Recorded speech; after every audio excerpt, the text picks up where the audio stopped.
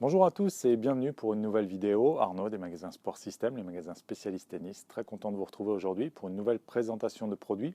Aujourd'hui, la nouvelle gamme de raquettes Yonex V-Core Pro. Donc les V-Core Pro, ça fait un petit moment qu'elles existent. Elles ont commencé avec Stan Wawrinka en orange. Elles s'appelaient à l'époque V-Core Duel G. Elles ont un petit peu évolué de génération en génération. Là, on en est à la V-Core Pro, donc en couleur vert, noir et pourpre. Un design assez réussi, un petit peu osé et à la fois assez classique. Mais voilà, ça se verra sur les cours, ça se verra à la télé. On la voit notamment jouer par les champions comme Wawrinka, qui ne joue pas en ce moment, mais c'est la raquette qu'il utilisera.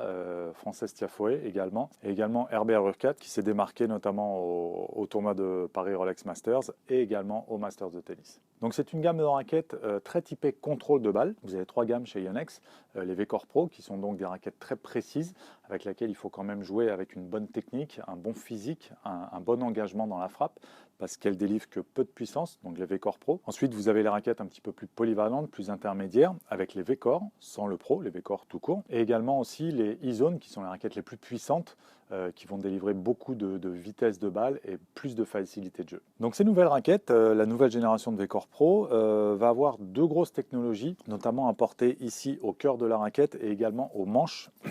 Donc au cœur de la raquette, le cœur de la raquette a été redessiné un petit peu avec un petit bout ici au-dessus du manche plus court, et également des matériaux, un travail au niveau du moule sur le cœur qui va favoriser le flex, un petit peu plus de souplesse et plus de réactivité pour le rendement. Donc on va avoir à la fois une raquette beaucoup plus agréable à jouer et avec un très bon rendement. Donc cette technologie qui s'appelle le FlexCon System englobe le Fuse Flex, qui est le redessin du cœur de la raquette, avec le nouveau matériau de Nano MG qui est intégré également ici et donc qui va procurer à la fois plus de souplesse et un meilleur retour d'énergie.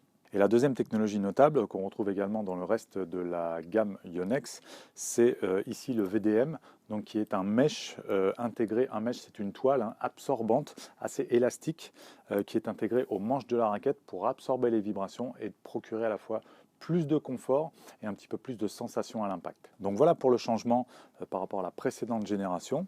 Les raquettes au niveau de la gamme n'ont pas changé. On retrouve 4 modèles, donc 2 en tamis 97, des tamis un petit peu plus petits que la moyenne, et 2 en tamis 100.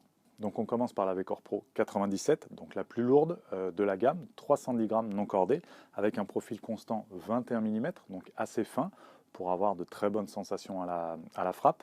Encore une fois, avec peu de rendement, ce sont des raquettes peu puissantes. Donc la plus lourde de la gamme, pardon, avec un plus petit tamis, donc 97, un équilibre à 31, un plan de cordage 16-19 classique. Donc pour les bons joueurs de compétition, qui ont une bonne technique, qui s'engagent bien dans la balle, parce qu'il va falloir bien centrer et il va falloir frapper assez fort pour développer de la vitesse de balle. Par contre, encore une fois, un super contrôle et de très bons feelings. Elle est déclinée également en V-Core Pro 97L pour light à 290 grammes avec les mêmes caractéristiques, même tamis, même plan de cordage, même profil, avec un équilibre à 32,5, un petit peu plus en tête donc pour procurer un swing un petit peu plus naturel, c'est normal, je le répète à chaque fois, une raquette plus légère, l'équilibre va être un petit peu plus en tête pour pouvoir amener la tête de raquette et bien la faire passer pendant le geste. Donc cette 97L va être destinée aux bons joueurs de club et aux joueurs de compétition. 290 grammes, c'est quand même relativement lourd. À chaque fois, c'est non cordé. Donc quand vous rajoutez le cordage, éventuellement l'anti-vibrateur, le surgrip, on arrive assez vite à 320, 325 grammes. Donc ça reste un poids relativement lourd. Donc la 97L, 290 grammes, voilà, plutôt pour les bons joueurs de club qui recherchent de la précision, qui centrent bien leur balle, et également les joueurs de compétition. Et ensuite, on va retrouver les deux tamis 100, donc la V-Core Pro 100 et la V-Core Pro 100L. Alors là, deux différences notables.